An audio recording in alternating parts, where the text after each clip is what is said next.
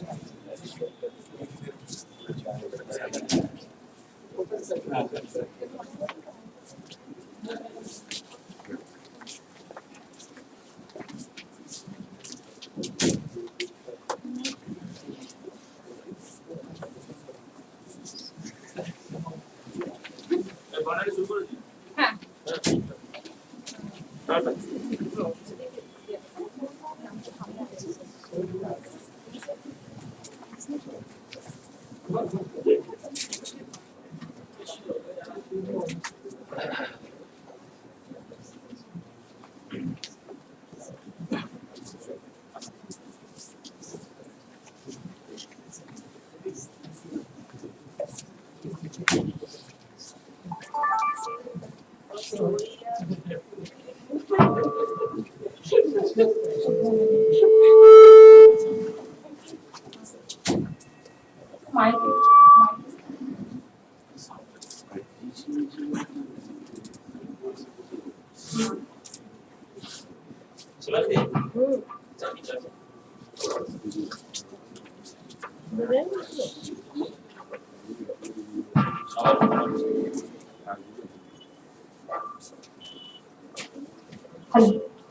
Good morning. Good morning to all of you.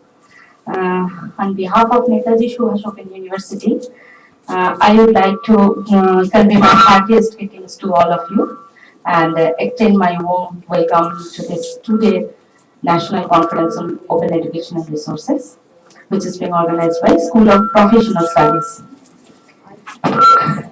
Netaji Subhas Open University is the first state-level open university of West Bengal, which is catering to more than 2.8 lakh students of various streams, including humanities, social science, professional and vocational courses, and as well as on education.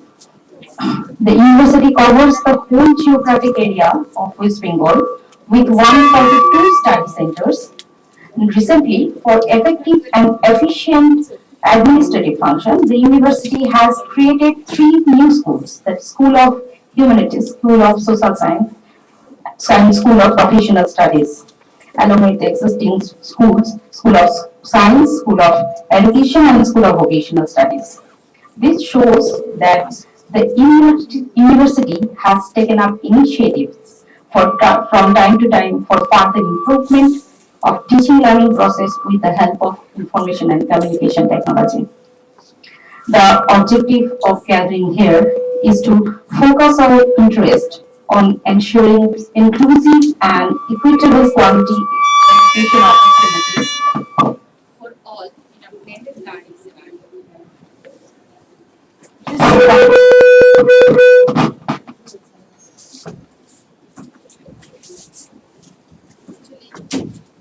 Am I audible?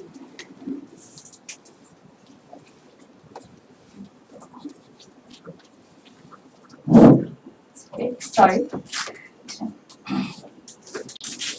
This conference includes 5 sessions with a good number of qualitative paper to briefly discuss on OER, that is Open Educational Resources. And I hope at the end of this conference, we might be enriched with some good concepts on Open Educational Resources. Now, I would like to take the privilege of inviting our honorable dignitaries on the dais. At first, I'd like to invite Professor Ashok Pulaskar, Vice Chancellor, the Netaji University, former Vice Chancellor, University of Pune, KIIT University, Bhubaneswar, and former Advisor, National Knowledge Commission, India. Please, sir. Now, I would like to invite Professor Falguni Gupta, Director, National Institute of Technical Teachers Training and Research. I also request Professor Uma Kanjilal, Professor of Library and Information Science, IGNOU. I would like to invite Dr. Manush Ranjan Panigrahi, Higher Education Officer, SENCA, it's Commonwealth Educational Media Center for Asia, New Delhi. And may we please have our Honorable Vice Chancellor, Sir, Professor Subhas Sarkar, to grace the occasion.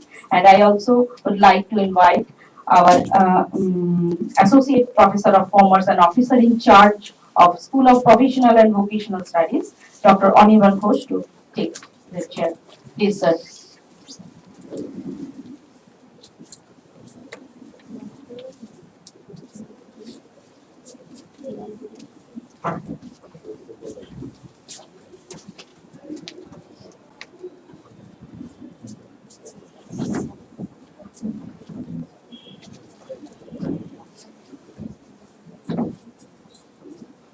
Thank you. And now I would like to request our student, Smith Banerjee to felicitate Professor Ashok Kulaskar with flower bouquet.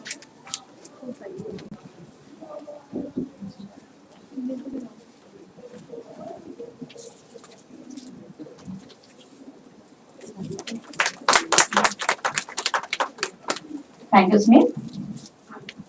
Now I'd like to request Dev Kumar Bandopadhyay to felicitate with a flower bouquet Professor Uma Kanjilal.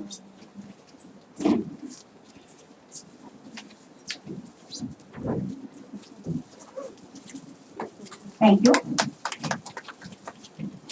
Now I would like to request Kunal Shannal to felicitate Professor Falguni Gupta with a flower bouquet.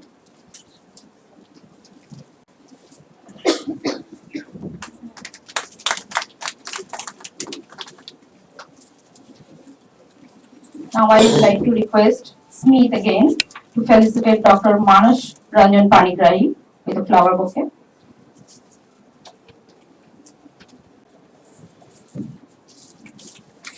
Thank you. Now I would like to request again Dev Kumar Bandopadhyay to facilitate our Honorable Vice Chancellor Sir, Professor Subhas Sarkar with a flower bouquet.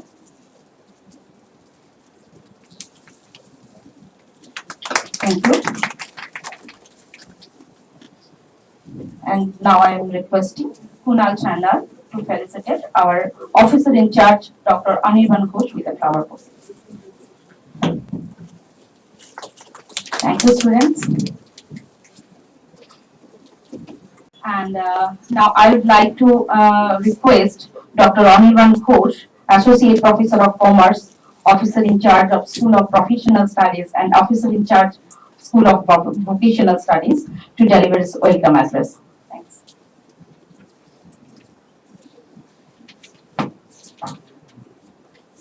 Good morning, everybody.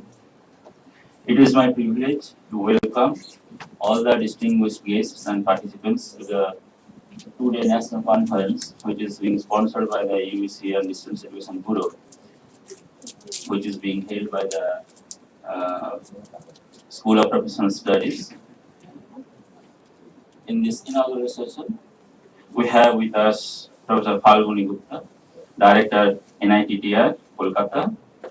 Today's chief guest, Professor Ashok Kulaskar, Vice Chancellor, the Netaji University, former Vice Chancellor of KIIT University of Bhubaneswar and University of Pune, and he is also the former advisor of National Knowledge Commission, India. We have with us in this August occasion today's keynote speaker, Professor Uma Kanjilal, Professor of Library and Information Science, IGNOU. Guest of honor, Dr. Manas Ranjan Panigrahi, Education Officer, SEMCA. Our own Vice Chancellor, Professor Subhas Sarkar. Of the dais, among the other dignitaries, Dr. Ompuran Dotto from KK Hendricks State Open University, Dr. Saptarshi Ghosh from NBU, Professor Mizan Rahman from Bangladesh Open University, my esteemed colleagues, students, and participants.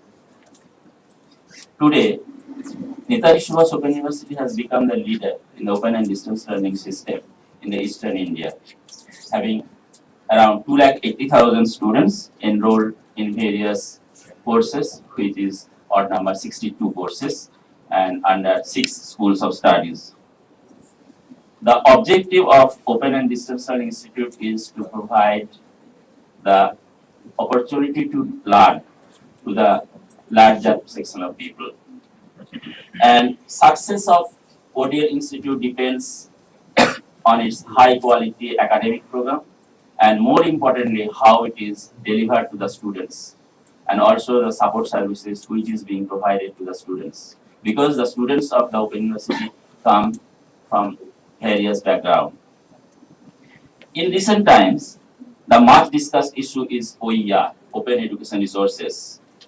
And we have to understand what the OER is and what is the potential strength of OER in our education system. Simply, we can define the OER is any teaching learning material.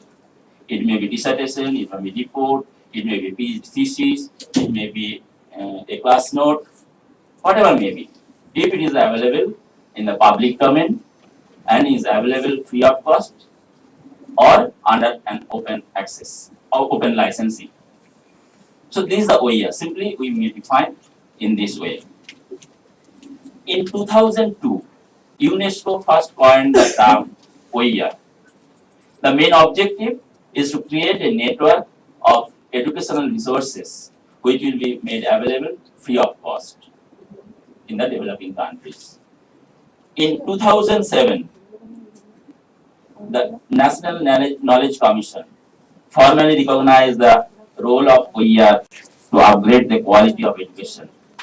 And the NTC also recommended the faculty development and teacher training in the OER to improve the quality. And we should hear from Professor Kolaska, he was the advisor at that time. In 2009, the MHRD started the NME ICT project, under which the e-content is being developed on collaborative basis. Now we are dealing with open and distance learning system. Here, the OER can play an important role in open education. All of us know that the course material or study material is the backbone of the open system. And if we release our course material as OER, our reach will be widened. And I would like to mention here, we have already uploaded our course material and audiovisual lectures on our website, which are freely available. It can be accessed from anywhere, anytime. It facilitates 24/7 education or learning. In this context, the School of Professional Studies is organizing this National Conference on Open Education Resources to give a platform to the teachers, to the students, to the researchers to know about various aspects of the OER. And I am very happy today to announce that this is the first time the conference is being telecast online. Anybody can have the experience of live stream. It is being streaming live. I hope your active participation and deliberations will make the conference a success. Thank you. Thank you very much.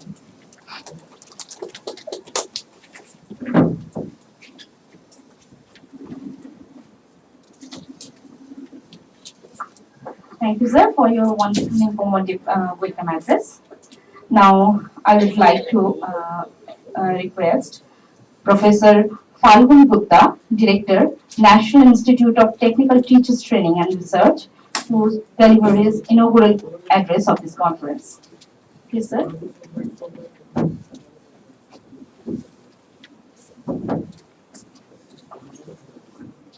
Good morning. The guests on the dais and off the dais, faculty members, and other colleagues. So this, I am supposed to give a talk on inaugural US company. It's an online center, right? That is comfortable with your online something like that. But you know, I work in the field of security. That is the only thing I have. And this topic is very, very important in current scenario. But everything cannot be open, right? Something should be closed also. That part also to be seen carefully. Say, for example, as my predecessor, he told that dissertation is available, everything is available online. But what is the after effect? You know, what I am facing. The students are not coming to the class sometimes. They are not coming. 30% of the students, sometimes you will find they are missing if my classes are in morning 8 o'clock. What does it mean? That everything is available online, so why shall I come to that class? This is the major problem or challenge of what we are facing, even in IITs also. So the faculty members have a major role to motivate the student to come to the class, even if the materials are available in the website or online, free of course. But there must be something, you know, if the bookish knowledge is not sufficient. So once the materials are available on online, that one should not think this is the only thing available. The question paper also will be from that area. The teachers have to develop in such a way that materials, what you are putting in the exam, that are not available online. See, we started, while we started our career, we started that, open book exam. I don't know how many of you face this problem. When as a faculty member, recently, suppose at that time I joined very recently, and we thought that this is a challenging one, let us introduce the open book exam. And we observe the students are not able to answer the question even if it is an open book. If it is an open book exam, because they know the students are getting very difficult problems because in open book I cannot give the question paper from the book. So we have to design something. So it was a very difficult problem. So similarly, if you make it open lecture materials, the problem setters or the examiners, they face a big problem to set the questions. So you have to be, because I am sure that you will be the key man to design the question paper in such a way that it should not be that they readily available some things and they are appearing the exam or something like that. No, that nowadays, we find if I search that if I give assignment in the class and the students, there exist some students, I don't want to tell their names, they solve your problem online and they charge $1 per solution of the problem, right? And even the question, PhD, if you want to get the PhD degree, they will solve your PhD problem, they will give it to you and they will charge for it. So those type of the openness means you have to be careful that it should not be misused. And I'm sure in this conference those issues also will be covered, that how we have secured our environment, right? And also that whether through openness or through open system, are we reaching to the last mile or not, right? That I have the open materials and people are not using. For whom I am developing these open resources, that should be carefully understood before we make it public. I'm sure this will be a useful opportunity to learn, and I would have loved to attend all the sessions, but unfortunately, today itself I have to leave Kolkata for a few days, so I will not be able to attend. And I assume that it will be a successful model. Even he has told me that I have to speak for 20 minutes. I am not getting 20 minutes material to speak in such a august gathering. So please allow me to stop here. Thank you very much.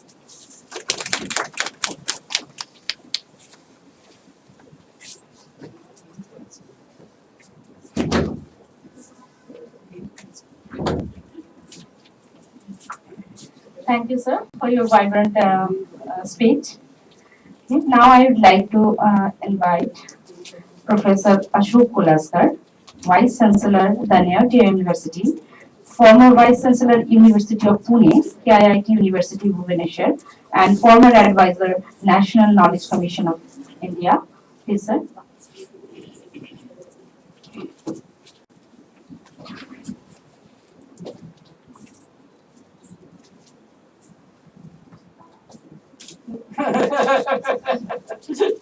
But still, I don't want to go too long to anywhere. So let me just try and see how I can make concise so that you can get some. The chairman of this function and the vice chancellor of this university, Professor Subhas Sarkar, the inaugurator of this wonderful conference, Professor Falguni Gupta, the keynote speaker, Professor Uma Kandila, whom I remember I have met her long back when we first organized any meeting in this country about the OER. So at that time, she was one of the persons who was present there.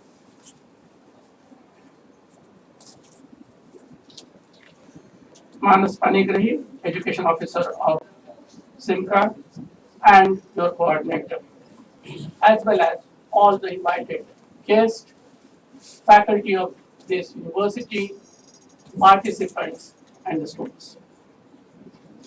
It gives me immense pleasure to be with you today this morning. Two reasons. One is that I've been hearing a lot about this university, not necessarily from your vice chancellor,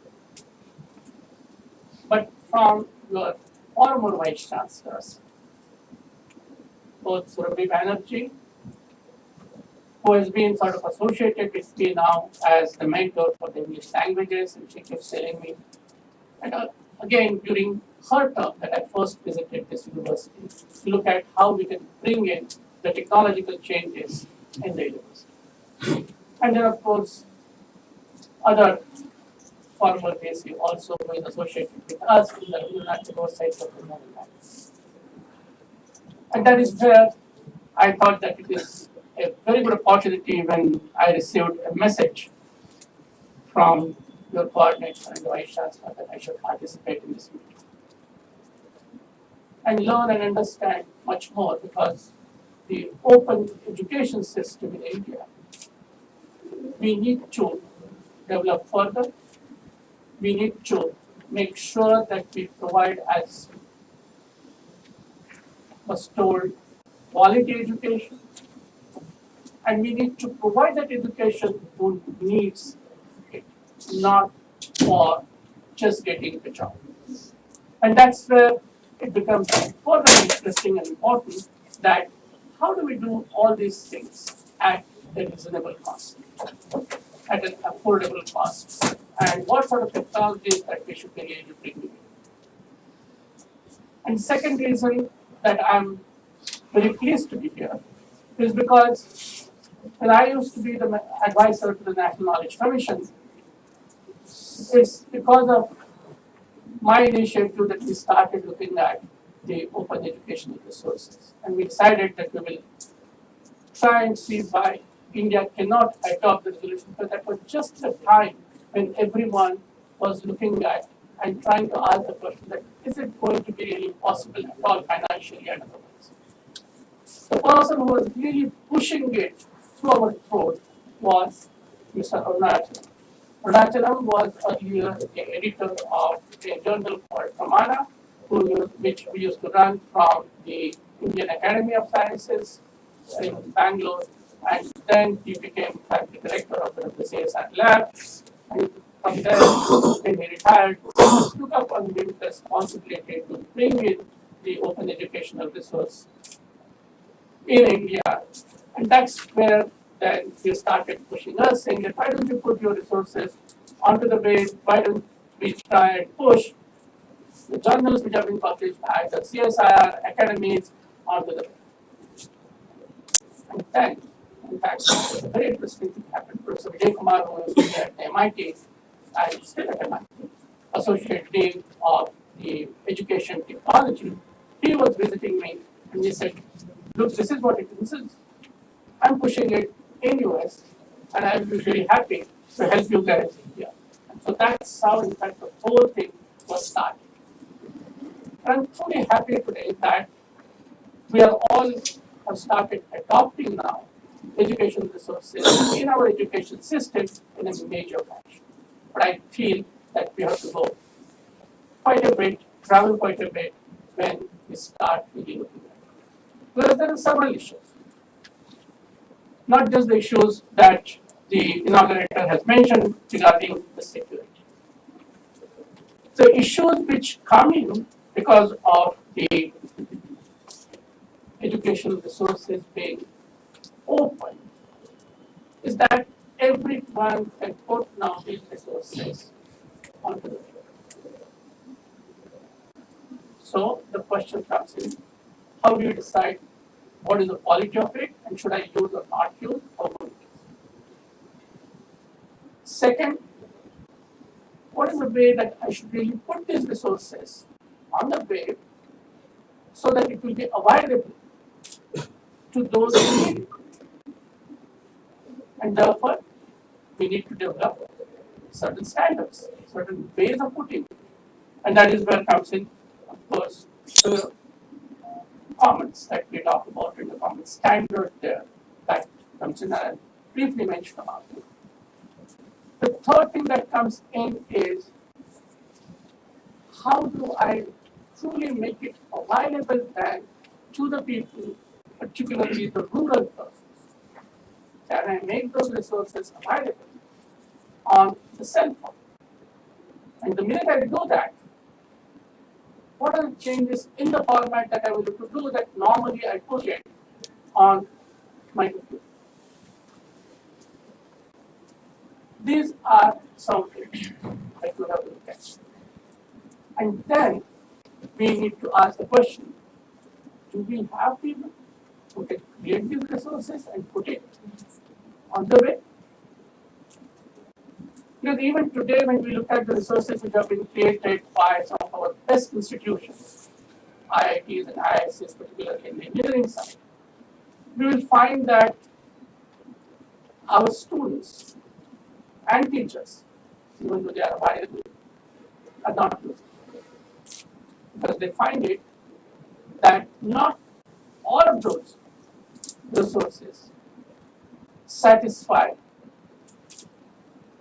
the quality criteria that we put. Okay? And so this is one aspect.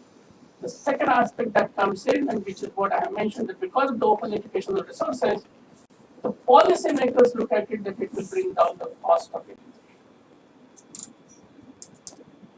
Yes, that's true. To some extent, it will bring down the cost. But is that really the reason that we should be really going as the educationist to the open education resources? My answer is that the real usefulness of educational open education resources is because we can now share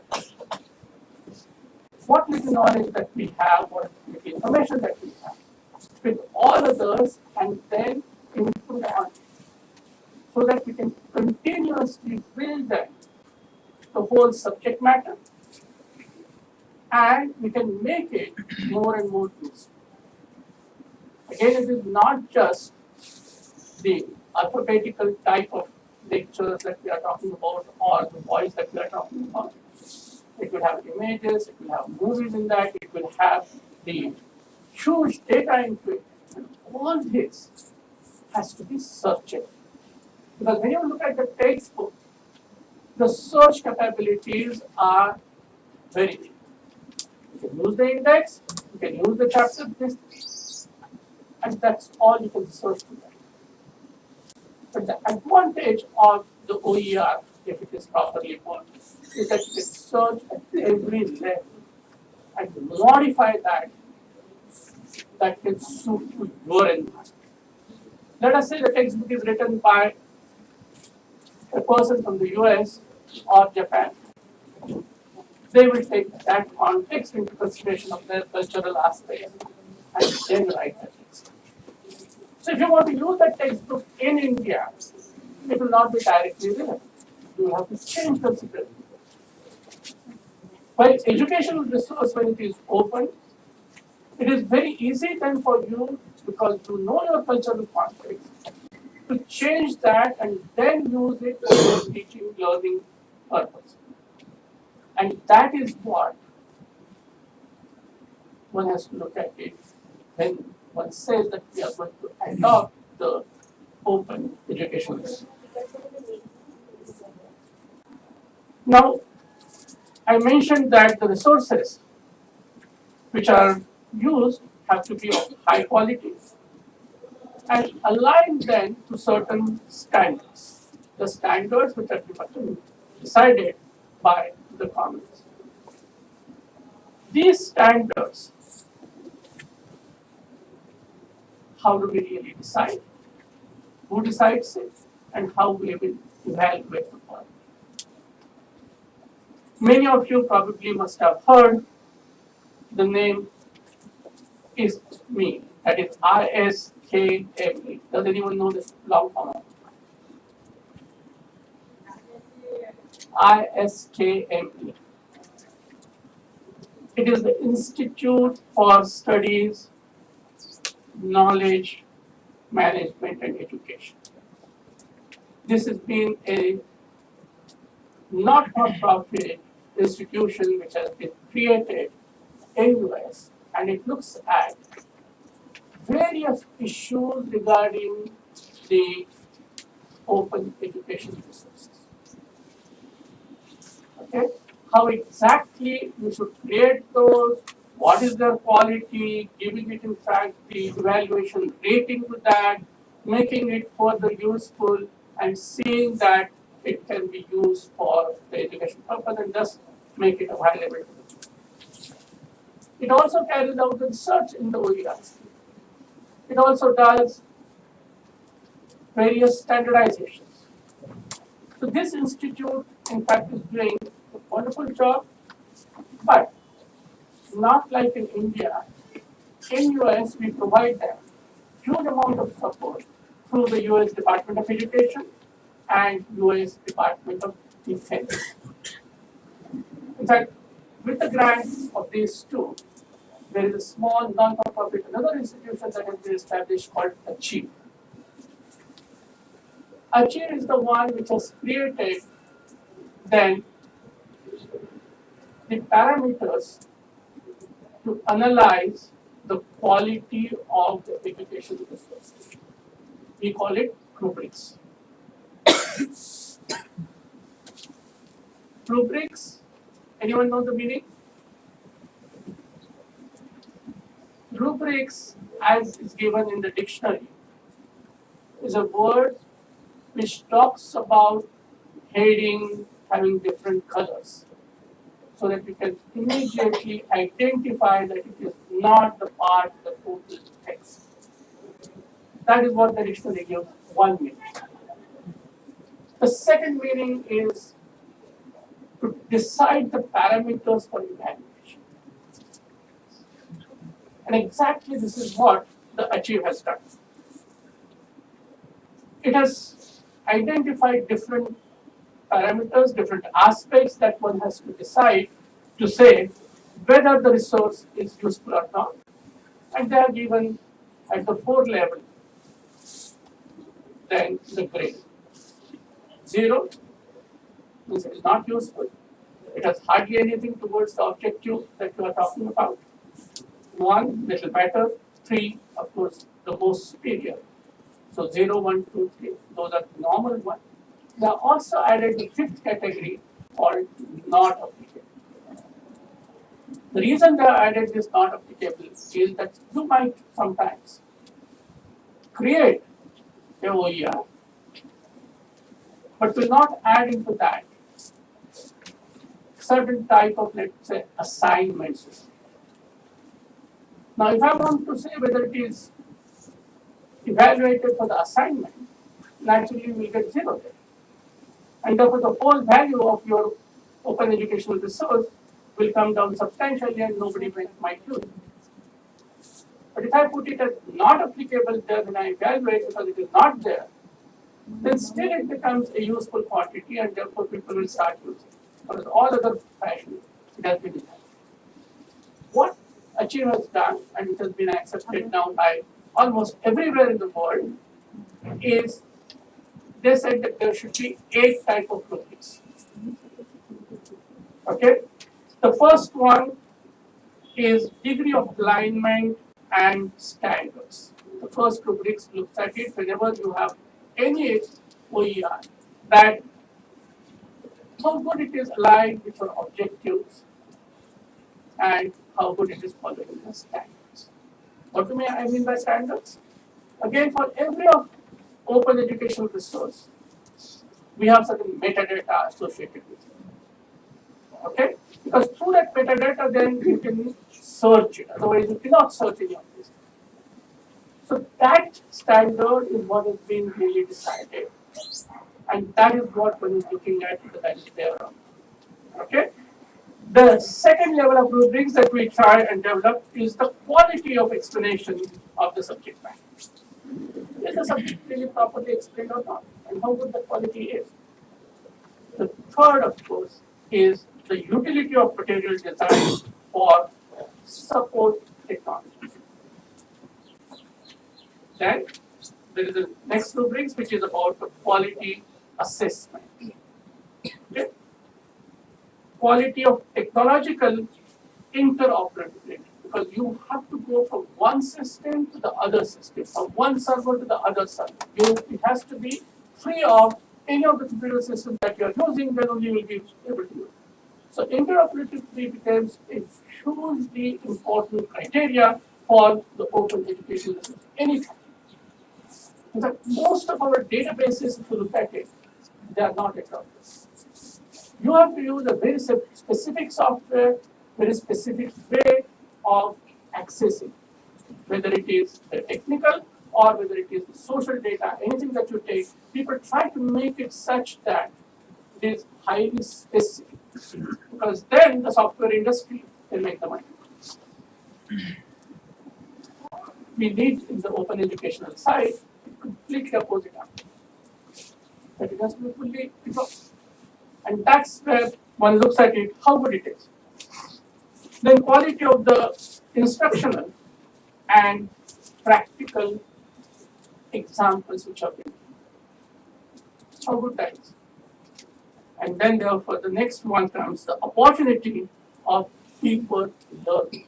Can I use this OER and get into the depth of the subject and not just the superficial one that we try to do it, because we have a limited time for any course to be delivered in most of the universities and institutions, and therefore when the students come out, they hardly know about the subject. They will talk all big terms these days, but they will not know the meaning of it.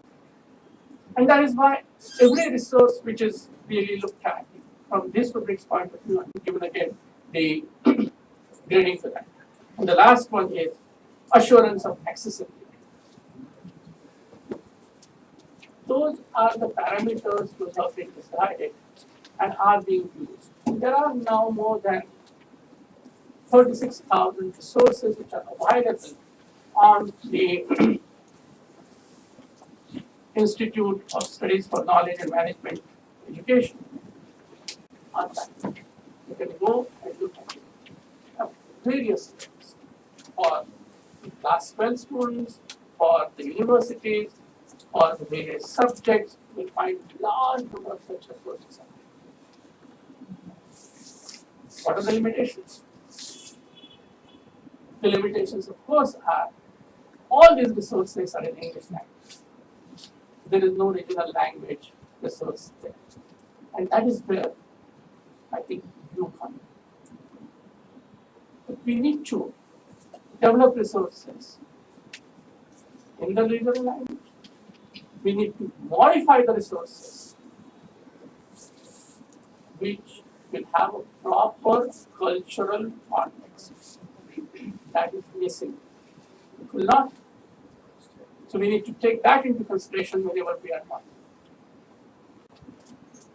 If that cultural context is absent, then that educational resource may not be that good. So we need to modify that resource. And that modification can be done very easily if you learn some of those tools which are again available in the way of this institute, and you can literally do that in about 2 to 3 days. You don't require too much of training. Then we said, why do I need these sort of conferences and other things? Why is it that the ministry or UGC or anyone looks at that the training should be given to the teachers? The reason I feel that the Minister of Human Resources and other organizations are putting in money for these sort of conferences and training of the teachers is because many of our teachers don't know exactly how to design any lecture and how to put it down. In BEd, we do teach to a certain extent. In MAd, little better.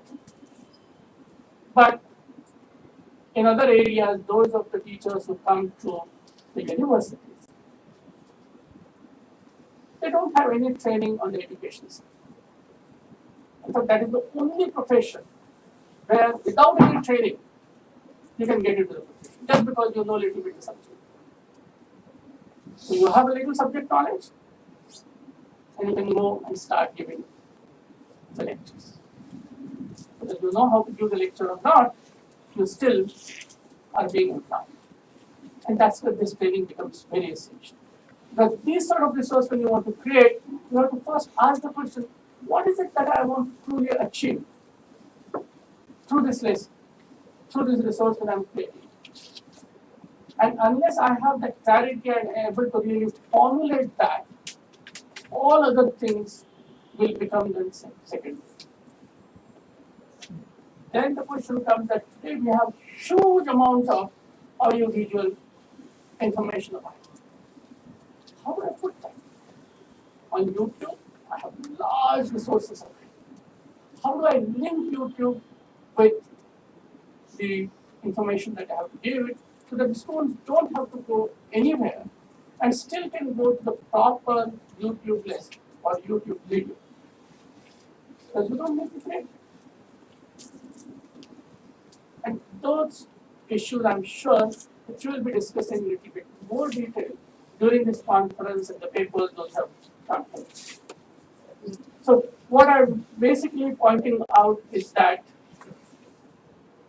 OER has come up to a particular level when they started long back, not too long back in fact, because but you feel these days that it is long back. From 2000 onwards till now, in just 15 years, we have got it to this level, and we feel that it is in a long history. Even though it has come to this stage, it is becoming popular, everybody is realizing its importance. As far as India is concerned, as far as this part of the country is concerned, I think we will have to work together to develop these resources, which are of very high quality. Because earlier, all the support for the educational system, OER type thing used to come, mostly from this Hewlett Foundation. Hewlett Foundation was the one that was really supporting such type of projects. When those projects became somewhat successful, then the government started coming, whether it is in US, whether it is in UK or other countries, then the government. We pushed it through the National Knowledge Commission at that time, and everybody looked at it that it will bring down the cost, so let us accept it, but did not realize what it really is. Now that your university has taken up this responsibility, I am quite confident that in the coming years we'll have huge number of OERs which will be used by the students because one of our major today problem is quality textbooks. These are not enough. So when you put them through these sort of parameters, we have a very good resource for the students, not just for the Open University, but for any university student, or for that matter, for anyone who wants to learn. So I'm truly therefore happy to be with you and will be glad to answer the questions if you have any. Though I know that normally during such type of sessions you don't take question and answers, but if the organizers permit, I have no objection and I will be quite happy. Thank you very much.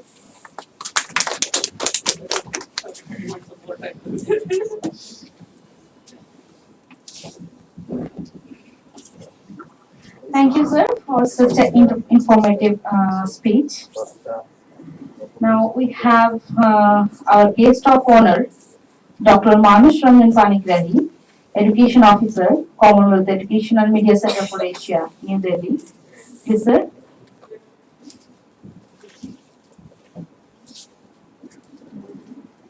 Thank you, Varman. Good morning, all. Honorable Vice Chancellor of Netaji Subhas Open University, Professor Sarkar, Chief Guest Professor Ashok Ji, Vice Chancellor, Netaji University, Professor Falguni Gupta, Director, National Institute of Technical Teachers Training and Research, Kolkata, Professor Umaji, and Dr. Anirvan and Karnali, and dear August gathering here and delegates of this conference. I am humbled by invitation to be part of this conference on OER. I believe OER and its counterparts called open access. So already Professor told here many things about this. Nothing is to say of me. Still, I just wanted to focus on the small information about regarding the historical background of OER. Uh, in 2002, I'm not going beyond that. Already, Professor told that MIT, all these things goes where all the things are is happening. And in 2002, basically, UNESCO organized a forum on impact of the open courseware for higher education in developing countries that created the term open educational resources. Before that, just it was talking about the open access and open resources particularly, and MIT was the pioneer of that concept, and they have released many materials in that platform. But it was conceptualized in this OER. Of course, the Commonwealth of Learning was already, even if I wanted to put it here, this one, Commonwealth of Learning, already developing and sharing learning materials by that time through its STEM 2000 plus. And in 2002, UNESCO meeting nevertheless become a landmark in the history of OER movement. Professor B.S. Prasad, former director of NAC, representing India, and he said the open courseware concept is based on the philosophical view of knowledge as a collective social product, and so it is also desirable to make it a social property. So this concept, his words was created that definition what Nirvana already told here. OER mean.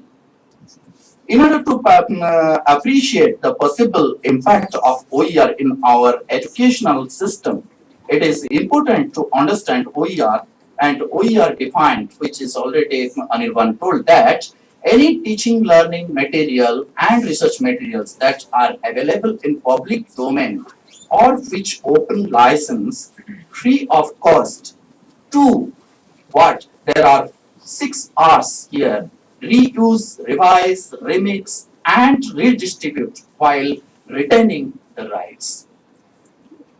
I will focus in the next step of the OER about, which is called as OER Paris Declaration in 2012 June. UNESCO convened the World OER Congress along with the help of Commonwealth of Learning and Violet organization that is supported fully financed, and it is the celebration which is completion of this OER of 10 years, 2002 to 2012. And the Congress released OER Paris Declaration, which says that OER promote lifelong learning, contribute to the social inclusion, gender equality, education for special needs. This is more important. I wanted to focus because other things are already Professor already told us here, and improve cost efficiency and quality of teaching and learning. In Indian context, though we will discuss all these things in this different technical sessions, I expect that we will definitely come out with some certain understanding that how OER can be easily adaptable in Indian context, especially in the West Bengal context. And in India, if you will see, National Knowledge Commission already sir was the part of this, and we know. So I just wanted to just one recommendation, and the overall recommendation I just wanted to share here: creation of a national educational foundation to develop a web-based repository of high-quality educational resources as OER through a collaborative process. This was the overall recommendation which is provided by Knowledge Commission. In September, relating to this, in September 2012, the NPTEL released its material under this CC by NCSA licensing, which is called open licensing policy. And here CC by is Creative Common licensing policy, which is telling that you need to attribute to the author, uh, and MC need not want to use it for the commercial purpose. And when you will go for the revise the things and for the redistribute of the same material, you have to consider the same licensing policy, which licensing policies you retrieve the material. Similarly, if you, without taking much time, I just quoted here, NIOS also released their materials under this Creative Commons licensing policy and adding to the non-derivative. And similarly, NCRT, as we know that this council is also released that NROER, which is National Repository of OERs, under in principle they released the materials under the CC by SA.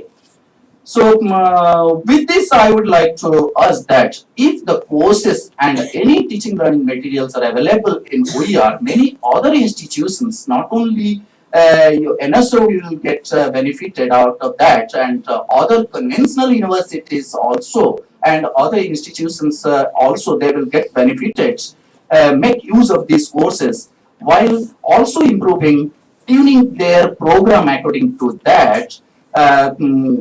In this context, and they can, as we, the purpose is cost saving especially, and they can also bring this scenario into the faculty development, and as well as institutional preparedness especially.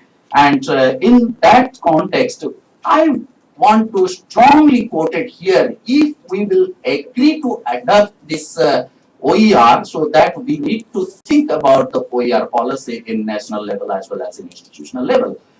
Here I got this opportunity to share the things about the SIMCA's initiatives in this regard. Though we know that SIMCA is a regional institution, regional center for the Commonwealth of Learning, which is situated in Canada, and we in principle adopted this OER things, and we are promoter of this OER, and we have even in a process to develop, and we are several times we are advising to the government of India to develop their own national level OER policy. Though in new education policy they included, I think Umaji will correct me, they have included such type of recommendations which is come out, and most probably it will be happen very soon. And in the institutional level, I took this privilege that we have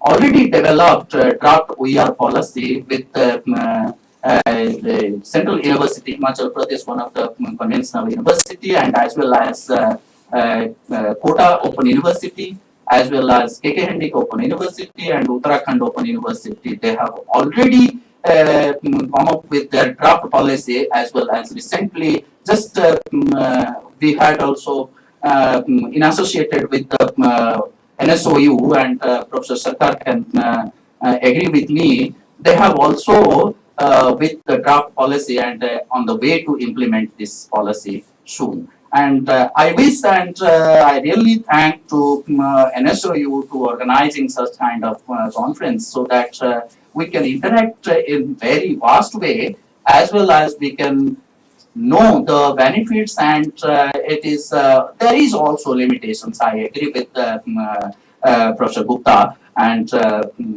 but still there is some way to recover from that, and we can definitely find out in these 2 days deliberations of your through your papers and debates. We can come out with a certain concrete recommendations. I can also request to Anirbanji come out with concrete recommendations which can easily useful for the finalization of this new education policy. We can, from on behalf of SEMCA, I can assure that the recommendations definitely I will put in forward to the MHRD and to consider the recommendations in this regard. Thank you very much. Invite me. Thank you. Thank you, Dr. Panipari. Now, we have Professor Uma Kanchilal, Professor of Library and Information Science, IGNOU. And I would like to request ma'am to deliver keynote address of this conference. Please, ma'am.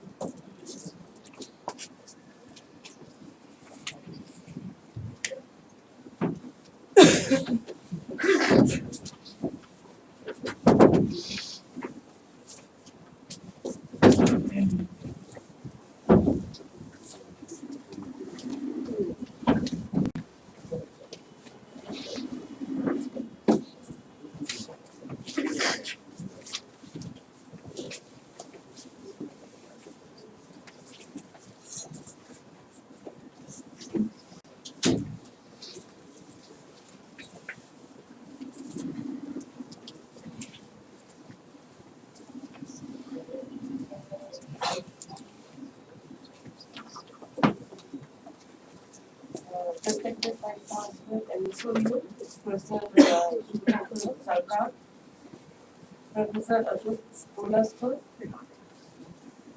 Professor Falguni Gupta, and, Dr. Manas Panipuri, Dr. Anirban Ghosh, Barnali Rai Chaudhary, and delegates of this conference. Good afternoon to all of you. And at the outset, I would like to thank NSU to give me opportunity to deliver this keynote address on OER. And OER is something very close to my heart, and I've been working towards it. And I have seen the ups and downs of it. So we started, in fact, I was the one who initiated in IGNOU this e-Gankush. I don't know how many of you are aware about it. It was doing fine. We had so many, I mean, it was very popular.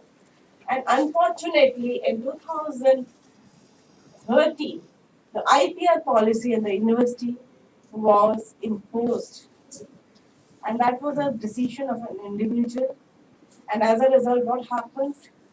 The e-Gankush was off. So, and we are now again trying to revive it. I don't know whether we will be able to do it or not. So that's something that is, I mean, it feels bad actually. And in fact, in IGNOU, we were the first to go in for the OER policy. And at the moment, when we talk about OER, IGNOU doesn't come into the picture at all. So this is what has happened as such. Okay, now actually my predecessors have already covered most of the important aspects. Perhaps my role will be more on the consolidation of what it is in fact. So to start with a definition that it talks about, it's a digitized material offered freely and openly to educate students and independent learners to use and reuse for teaching, learning and research. Now this came up actually with the idea of this MIT's open courseware, and the term that OER was coined as my other presenters mentioned, that it was coined by UNESCO Forum, that was in 2002. Now there is a confusion actually when we talk about OER, and there are certain other terms that actually coincides with that. We talk about open access, we talk about open courseware, and also sometimes link it with e-learning. Just to have a look into what it is. In fact, when we talk about open access, there is nothing, I mean, it's something that you're giving access, but there is limitation when we talk about open licenses. So it's not available under the open license. OER is something which is available under the open licenses. And here we are talking about educational content. Then we have open courseware. Now this could be actually developed institutionally. It could be that based on some particular curriculum, it could be there. So in a very formal situation, and not necessarily I mean, the level of OER that we talk about, many open courseware may not be OERs actually. So that is another important thing. And then when we talk about e-learning, and then of course I'll talk about the latest that we are talking about, the MOOCs, that MOOC giant is coming, and in fact, which is based on the OER. So e-learning is something more of a closed group where you have the content. It could be open content. I mean, there are examples where e-learning has been offered using just open educational resources only. So, I mean, the universities did not go in for developing their own resources. They used whatever open education resources were there and offered the e-learning courses. But it's actually in a closed group that offering is there.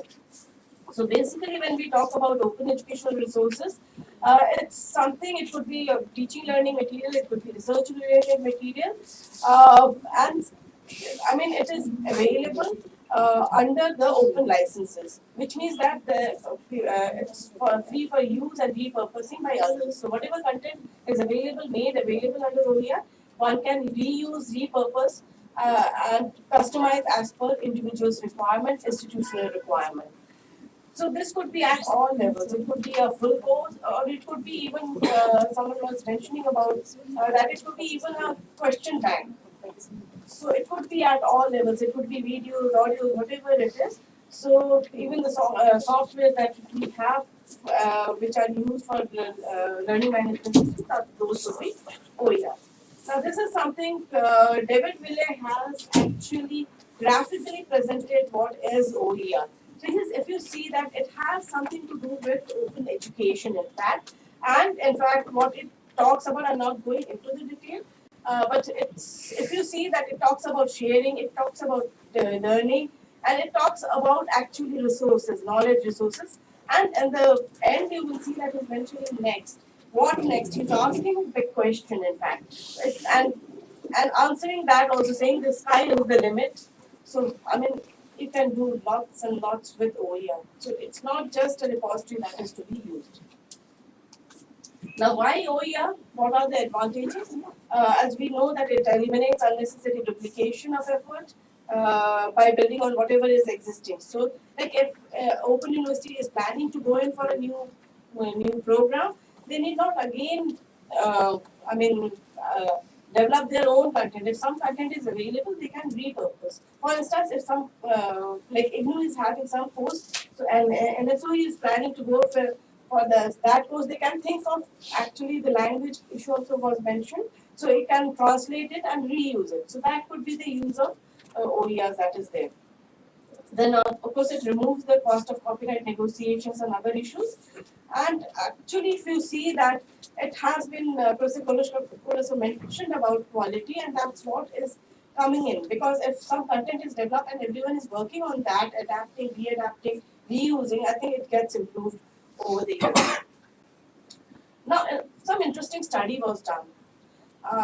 Why people are moving towards OER? This is a big question that is being asked. It was found that students in US, they spend on an average around $1,200 in a year on textbooks itself. And this is equal to some more than 7% of the on-site tuition fees that they have to pay. And in fact, it was found that the cost of textbooks rose, 812%. So this is a huge, and it's more than the inflation in the country. So it's 3.2 times more than inflation than the country. And of course, there are other solutions that were saying that you can use used books, rentals, e-books. Those could solve the purpose of this cost. But there are issues also. Used books, editions come in, so it won't be of any use. Updation may not be happening. And when we talk about rentals, it's limited time that the material is with the textbook is with the learner. So similarly, this issues coming. Now, as a result, what has been found in the study that in the US, that 60% of the students that report not purchasing the textbooks. So they are doing without the textbooks. And 23% it was found that go without books due to cost of it. So that is something, that means they're not even going for rentals or other avenues for getting the textbooks. And interestingly, 50% of the students report that taking fewer courses due to textbook cost. I mean, so the factor that is deciding how many courses are being taken and all, it depends on the cost of the textbooks. So similarly, it was found that there is a huge dropout rate also because of this factor. In fact, then when some initiatives on OER were done, it was found out that, for instance, there is actually people's increase in the class grade. So improvement in the quality of learning happened with the OERs. And pass rate in case of Mercy College also it was found. So similarly, 90% of the retention rate also found in OER based courses in fact. So this is something interesting I think that needs to be addressed in fact. So in fact, very first thing that started with the session with Professor Gupta mentioning that should we open, I think this is also we need to look into. So yes, there is a need. So it should be commonly done. So this pilot study was done. I'm not going into the details, but the figures tell you clearly the kind of savings that happen if you go in for OER-based education. Now, when we talk about what content, it could be anything in any form. It could be just open courseware. It could be open software tools like learning management system, open material capacity building tools. Lot of even the I mean we are having a conference on OER, whatever presentations and all is happening. If you record that and make it available, it becomes your OER in fact. Okay. So like that, at levels you can think. And also you can import OER materials. You can have a distributional program that can be made as available as OER. Another important concept that is which is part and parcel of OER is the open textbook concept also. Uh, it was found and I think that interestingly, a study was done in the University of Minnesota, and they found that the faculty from 9 colleges and universities across the United States have saved their students an estimated $1.5 million dollars in textbook cost. This is tremendous. I think that's why we need OER. So why we need it? To contribute to the development of knowledge society, to provide opportunities for lifelong learning, support learning endeavors of all types, bridge the gap between non-formal. I mean, we have issues. So like nowadays, even I mean, it's become imperative even for the formal education also that educational resources. I showed you the US example how textbooks uh, are forming barriers in the learning processes. So how it can be done. Now another important thing that Professor Fulasco also mentioned about the discoverability. We have very limited tools. There are certain sites where you find, actually I've just mentioned it, I'm not going into the detail about it, and there are specific search engines. You can use them and just if you are trying to locate the open educational resources. These are the sites you should look for if you are looking for.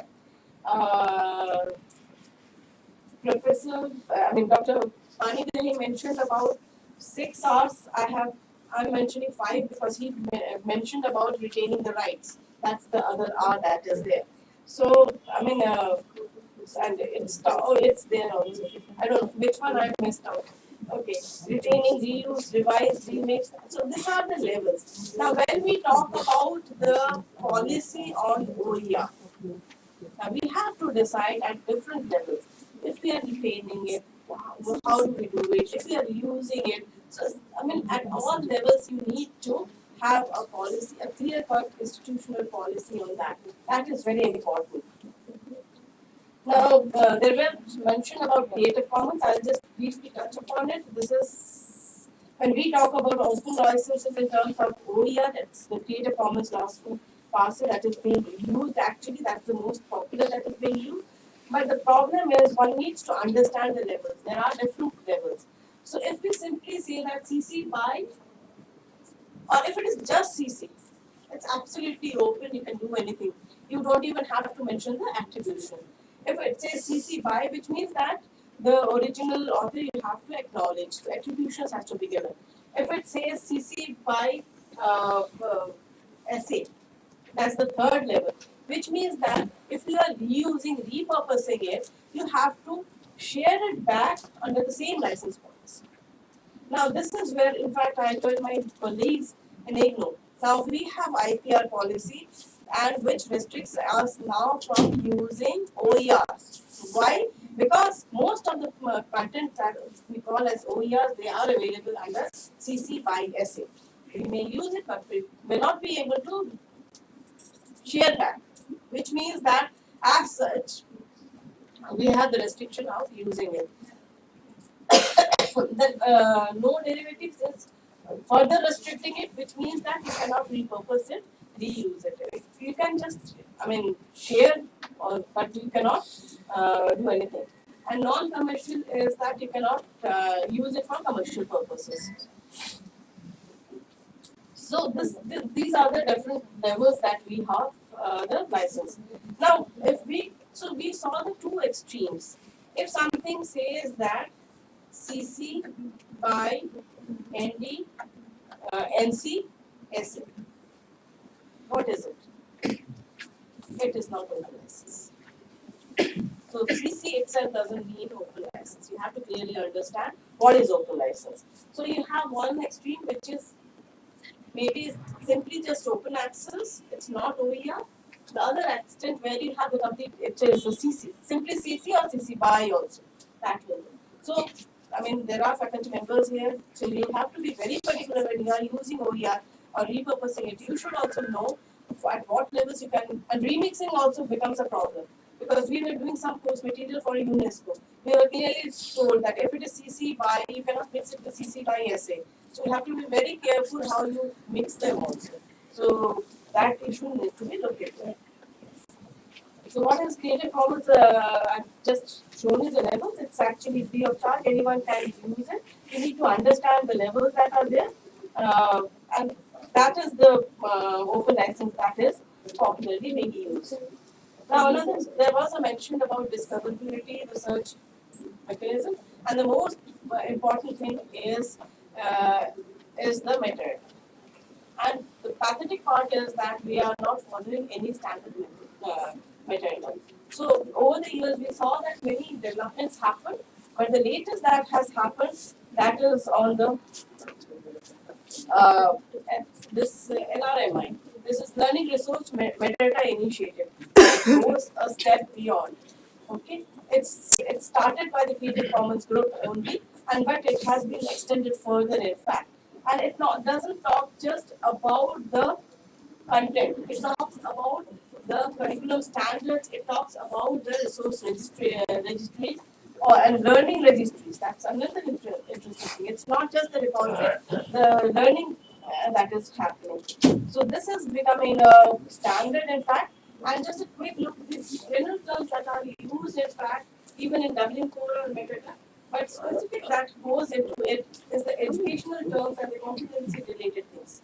This actually helps you in the deeper searching of the content.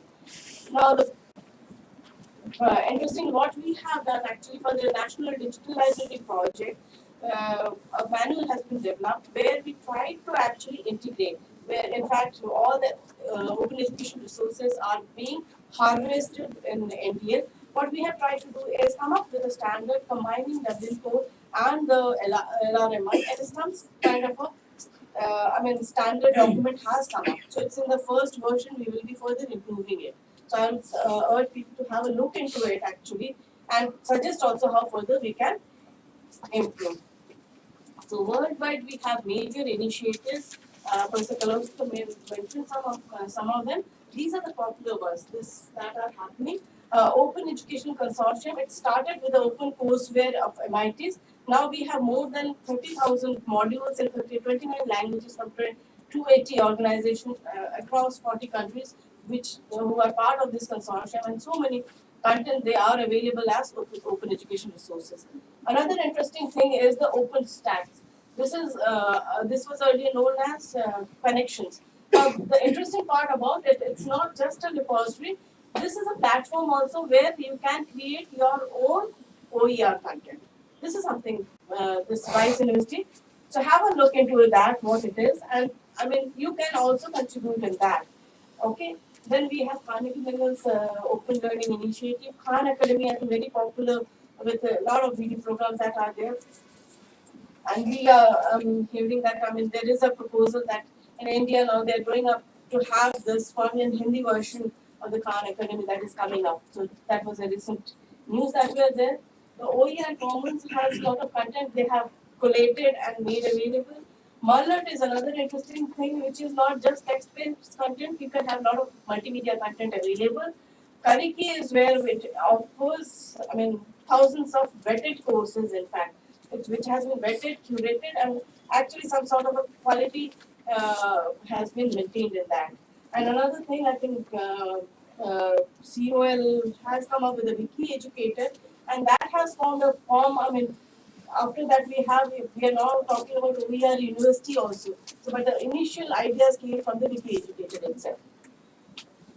Now coming to Indian context, this was the recommendation of the National Knowledge Commission, and after that we saw that spurt of activities happened towards OER in fact, and it was clearly it said that use globally available OER, which means that it's not necessary that we have to develop here. They must be available anywhere. It need not be in India. It could be anywhere.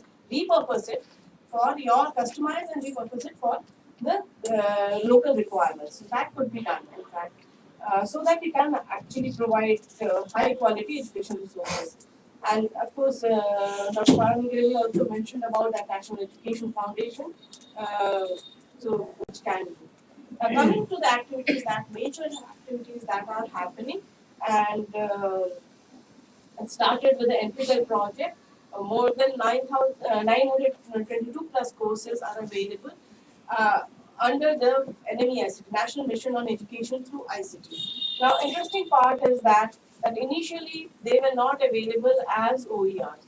They were open access material. It was very recently, and in fact, I will stand correct, Manasji. It is actually Ministry has come up with a OER policy which is available on the website of Sakshat. Have a look into it.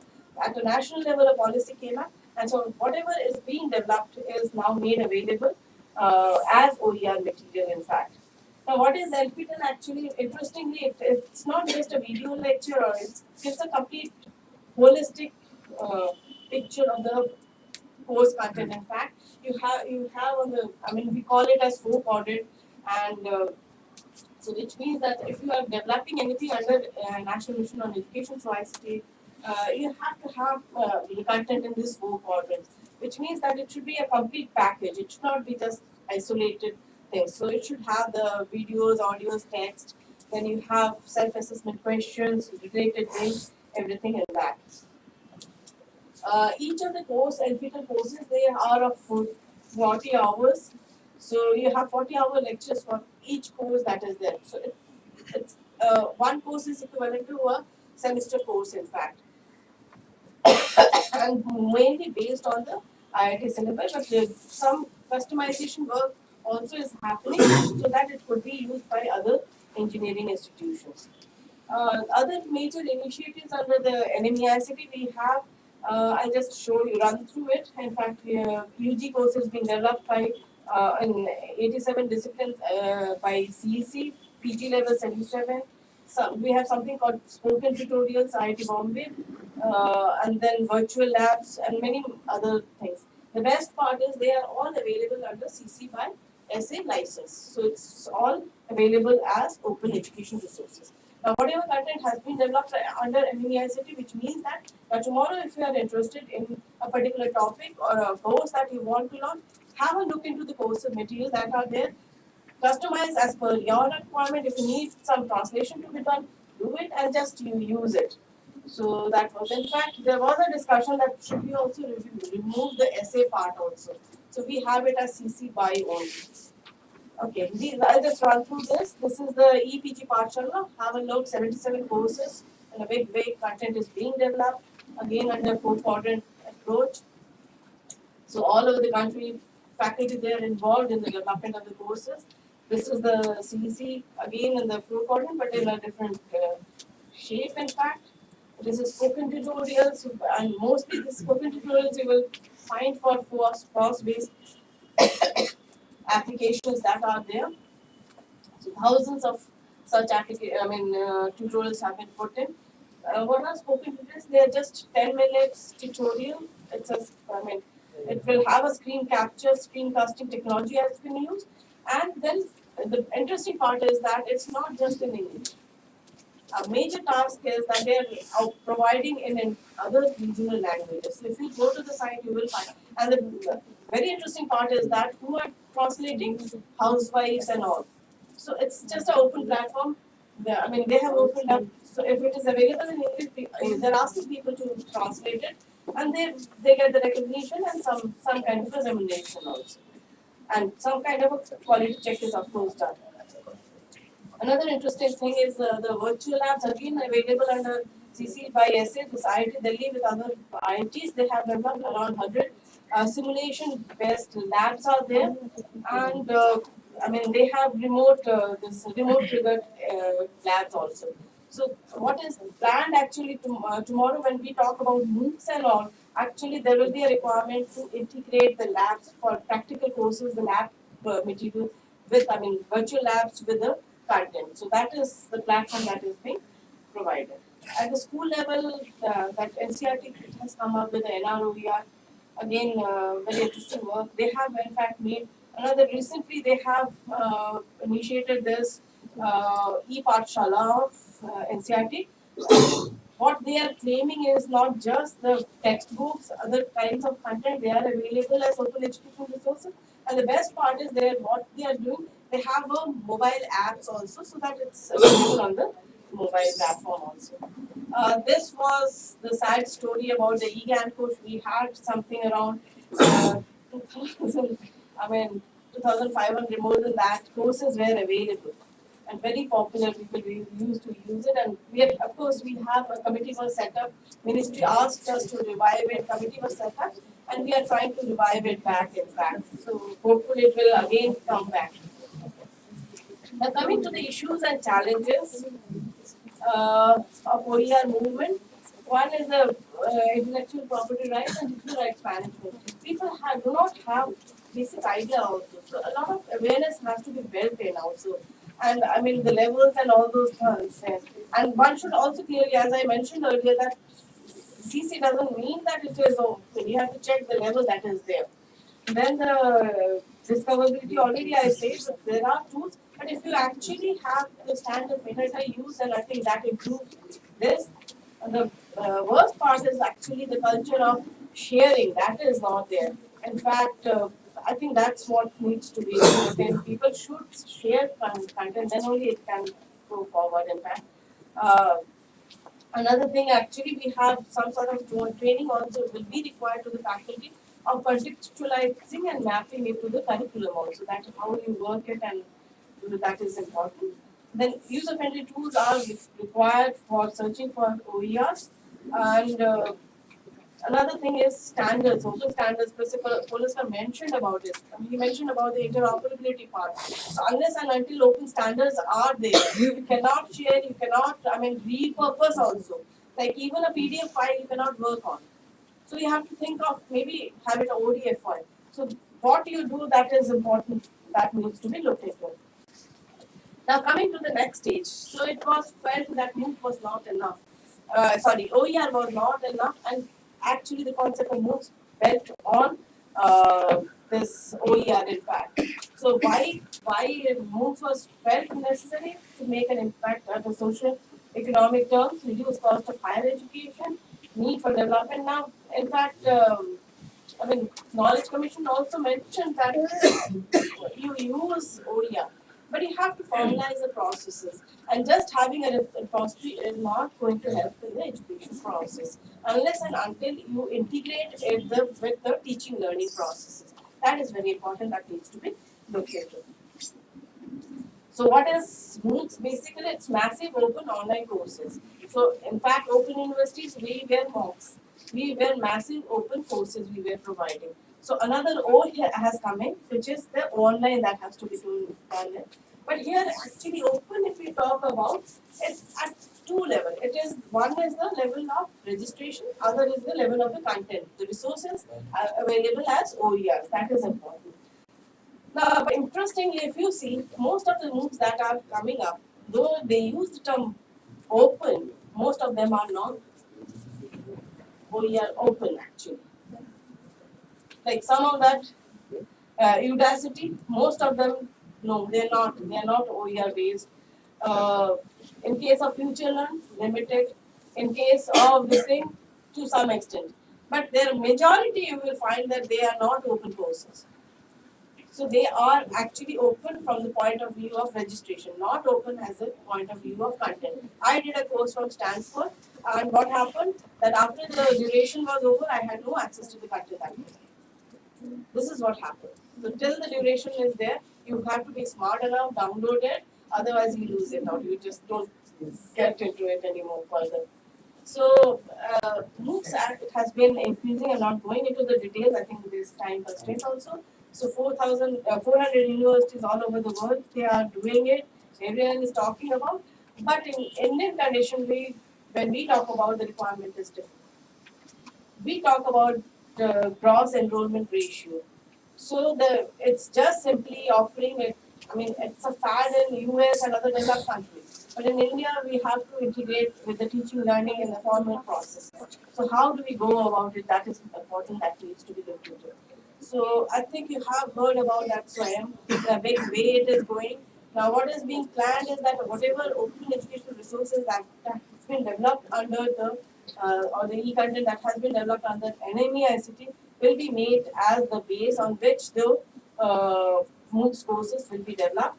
So these are the players that have come in, and around 2,000 MOOCs they are planning to by April formal courses which will have also certification. It's not just a repository. So if you go in for a course, you get a certification. So people are working on that.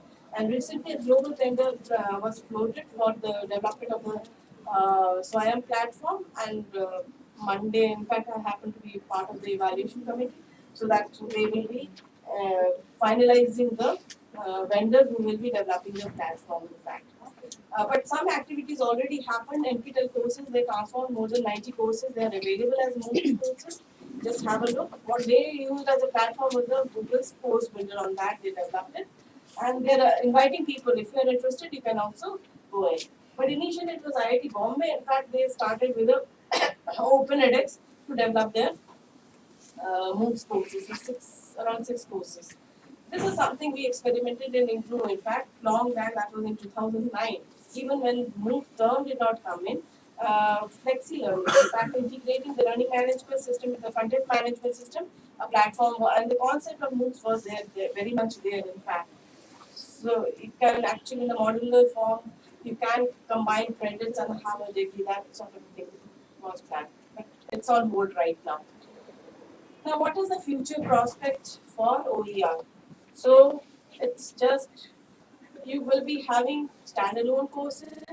It can be having a combined complete course available, or perhaps you can have the certification also added to it in a MOOCs platform that you will be using it.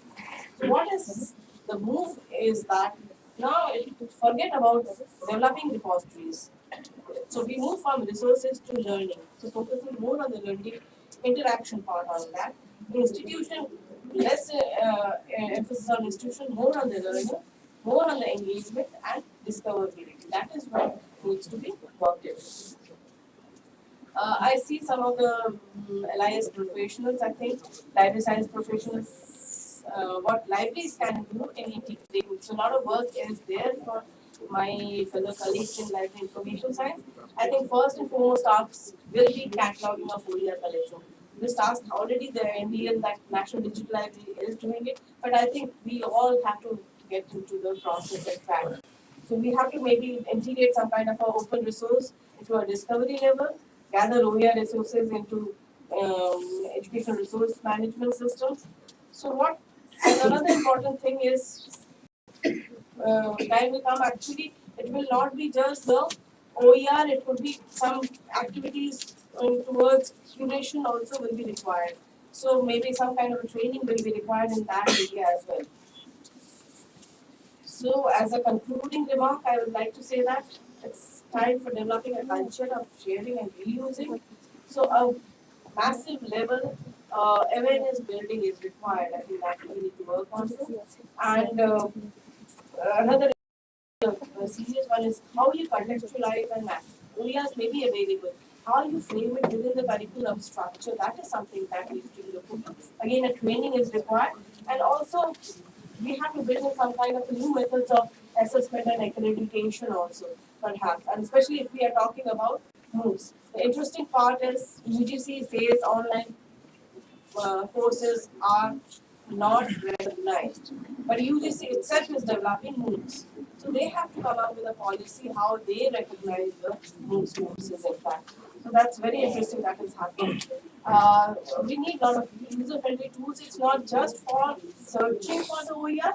Also, if we talk about curation, reusing, repurposing, UNESCO was doing some kind of work. I was trying to actually find out the platform they were used, but that was limited to the curriculum part, but they did not go into the OERs actual. So we need some kind of a platform which can provide us a possibility where we can combine, remix content and make it again share back.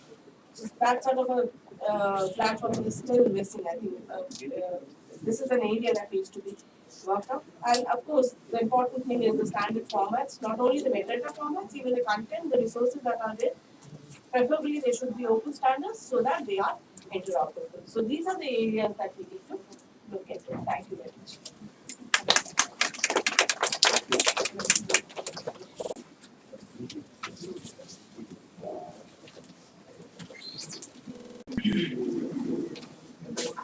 Thank you, ma'am. Such an informative and knowledgeable keynote address.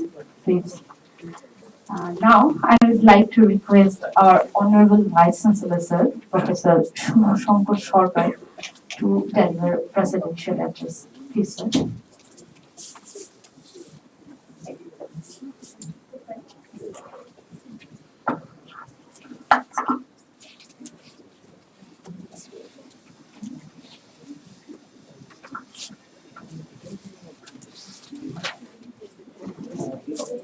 Today's chief guest, Professor Kolaskar. Our inaugural address was given by Professor Falguni Gupta. Probably he has left. Falguni is you're still there. So we are really indebted to you because Falguni was telling me that he will be leaving us soon because he has to catch a flight to Dhaka. So, thank you, Falguni. And we have already heard Professor Kanjilal, our today's keynote address speaker, and Dr. Manoj Saijan Panigrahi, Education Officer of SEMCOM. We are in front of us, of the dais, our friends, colleagues, and participants of this workshop, two-day long national conference and workshop on OER. So, in addition to this, we are having some participation from our neighboring country, Bangladesh. We are having Rahman, Professor Rahman of Bangladesh Open University, and our friend Dr. Ramkuran Dattu, who happens to be a student of our university. He is now representing KK Hendik Open University of Guwahati and others also. Now, the point is, we are into the domain of openness of open education resources, and in the context of ODL, that is Open Distance Learning System. So the openness is the common issue in between these two. So what is our idea of perception as a layman in this particular domain of education? Is that when once some information or some knowledge or some invention is uploaded in our media, in our say, network, then it becomes part of the open education resources, so it can be accessed by all. That is the general notion we have there. And it becomes a part of our global knowledge network. So, is it unconditional? No, it is conditional, it is having a rider attached to it. Whether it is possible, it is possible for us to edit it, or we are in a position to modify this information, or we can alter it, or last but not most important, we can contextualize this one for our use, our university's use, or the use of our learners. That is a very important aspect of OER. So depending on our accessibility to change these things, we are having different layers of licensing attached to it. So we have to understand this one, and we have to put different licensing policies in different baskets, as has been pointed out by Angela very lucidly, that everything cannot be intervened. And the most important part is it should be having a very efficient, intelligent architecture of metadata, so that it can be searched as per the requirement of our students. That is very important, because Uma has recently shown one picture, I think. It's a very good illustration. The student may get actually lost into the mambo jumbo, a huge number of open distance learning material. You can run helter skelter, but you cannot find out the exact thing which you want to get. So that's why we want something which can actually lead him or her into getting that particular thing which he or she wants, insofar as our this need for our syllabus is concerned. So that is very important. So that has to be done by our teachers alongside our this who would be handling our softwares, software specialists, and other professionals who would be engaged in particular domain. And then comes the aspect of translation, as has been pointed by Professor Kolaskar as well as Professor Kandiral also. Most of these are available in English. So, especially for an open university like ours, we want to have translated versions. So we want to have translations, and that translation has to be proper translation, because we have come across translations which are absolutely quite different from the actual content of the material from which it has been translated. So the translated material and the original material should be at par with each other. There should not be any disparity between the two. That is very difficult. And then the costs involved in it. Apparently there should not be any cost. It should be free. But actually it has some cost tagged with it. First of all, the students should have access to at least one smartphone or a sort of tablet, at least. Number two is he should have connectivity. That is second cost. Third is obviously if he wants to appear in different evaluation process, then he has to give some amount of fees. He has to actually offer something. He would have to pay some fees for it, isn't it, for evaluation. So these are the things which are attached with this particular domain of learning. So this is the thing, and then the time-bound openness of course. That is, as Professor Kandilanda recently pointed out, that insofar as the validity of this studentship, that is the enrollment is concerned, it is open. But the point is, the moment the time ticks out, then it is not so open. So these are the things which have to be kept in our mind, and keeping these things all together, we have to move forward so that our students, especially in the domain of the system, can get enriched from this particular huge basket of knowledge. Thank you very much.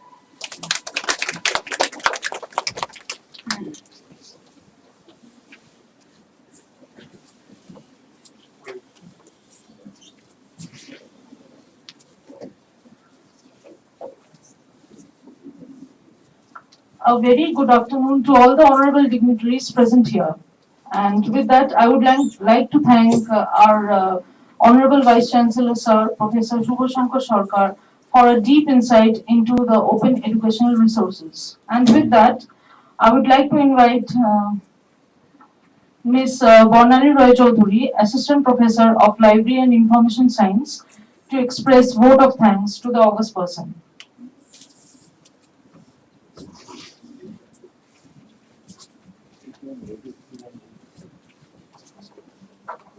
Thank you, Anmana. Uh, it's a great honor for me to convey a vote of thanks to the august person of this hall. First of all, I would like to propose my heartfelt thanks to Professor Falguni Gupta, Director, National Institute of Technical Teachers Training and Research, for gracing today's conference and delivering the inaugural address. Thank you, sir. Thanks for your very interesting and thought-provoking address. Now, I thank our distinguished chief guest, Professor Ashok Kolaskar, Vice Chancellor, the Netaji University, former Vice Chancellor, University of Pune, KIIT University, Bhubaneswar, and former advisor, National Knowledge Commission, India, for sharing his wonderful thought with us. Thank you, sir. We sincerely convey our thanks to Dr. Mahesh Ranjan Panigrahi, Education Officer, Commonwealth Education and Media Center for Asia, for accepting our invitation. On behalf of SENCA, Dr. Panigrahi always extends support to us. We are carrying out a project funded by SENCA, and they're also guiding us to frame the institutional OER policy. According to Henry Ford, we may say that coming together is a beginning, keeping together is progress, and working together is success. And we are confident that we shall work together in days to come. Thank you, sir. It feels a matter of great pleasure to have Professor Uma Kanchilal, Professor of Library and Information Science, IGNOU, for her valuable keynote address. Thanks, ma'am, for your informative ideas, and I'm sure that all the participants have taken note of your suggestions and will be initiated at their level. Thank you, ma'am. Now, I would like to extend my heartfelt thanks to our Honorable Vice Chancellor, Sir, Professor Subhas Sarkar, for his constant support and encouragement, and also for delivering worthwhile presidential address. Sir, you have always been a source of inspiration to us. Thank you, sir. I would like to thank our distinguished session chairpersons, Dr. Parthasarathi Mukhopadhyay, Associate Professor, University of Kalyani, Dr. Onkaran Datta, Associate Professor, KKNTK Open University, and speakers, making this conference interesting and meaningful. My special thanks to Distance Education Bureau for providing funds for organizing this national conference. I would also like to convey my gratitude to Register Sir, Finance Officer, and all distinguished directors and officer in charge of the various schools of this esteemed university for their valuable support. Thanks. Now, I would like to thank our officer in charge, Dr. Anirban Ghosh, as Associate Professor of Commerce and officer in charge of School of Professional Studies as well as School of Vocational Studies, for his contribution, guidance, and constant support. Thank you, sir. I appreciate the hard work of all members of School of Professional Studies as well as all employees of the university for providing excellent support for the conference. Thanks to you all. And I'm calling for, this is tea break, and we'll be back after 10 minutes. Thank you.